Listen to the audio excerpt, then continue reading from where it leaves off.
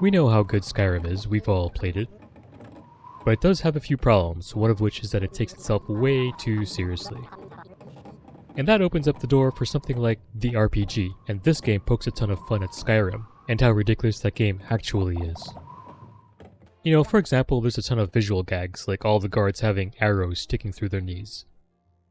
Or the glitchy dragon, which openly mocks how buggy the dragons are in Skyrim. But it goes a bit beyond that. It satirizes RPGs as a whole. For example, there's a nipple sensor, which calls back to games like Cyberpunk and Scum. Both of those games have customizable genitalia.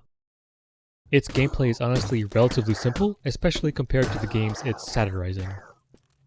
Killing stuff gets you experience, but levels don't exactly increase things like stats or health or anything like that. All it does is give you 3 points to spend, which you can apply to various skills. You know, like more health, more damage, more stamina, that sort of stuff. But in theory, you could make a character that has an extreme resistance to poison, but everything else is still at base level. And this kind of points out how silly leveling up can be in games. Another really simplified mechanic is that there's no inventory at all. You can pick up all sorts of stuff, like buckets and rolls of toilet paper and jars of jam. Instead though, each thing counts as a certain amount of loot, which is tallied up in the upper right corner. This honestly is a bit of a gag in and of itself, basically saying that all the various things in games, like forks and mugs and other nonsense, don't actually do anything. They're essentially meaningless items that are simply fodder and meant to be sold.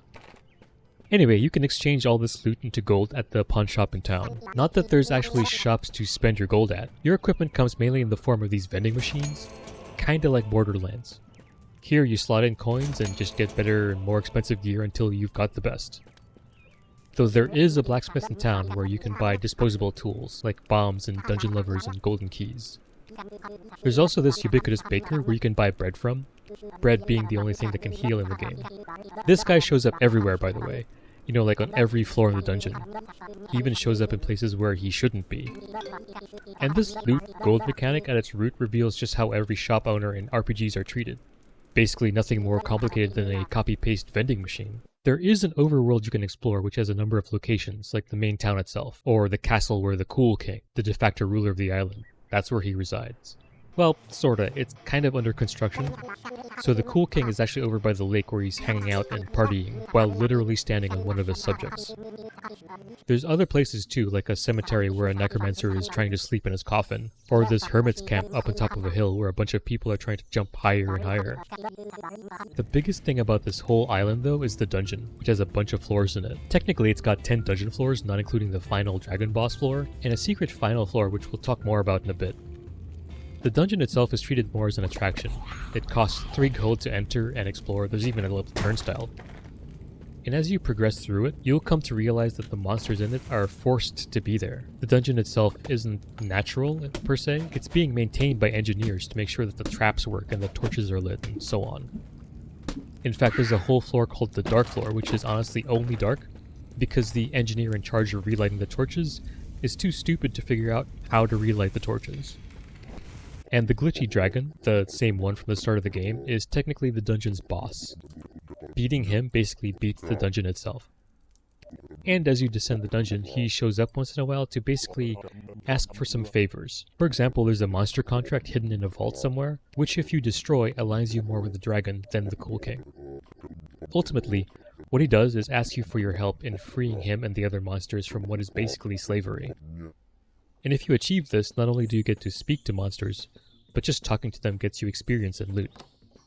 This is honestly a hilarious deviation from the standard. Usually there's an infinite amount of creatures that populate the world, and they drop stuff like gold coins on death, which makes no sense.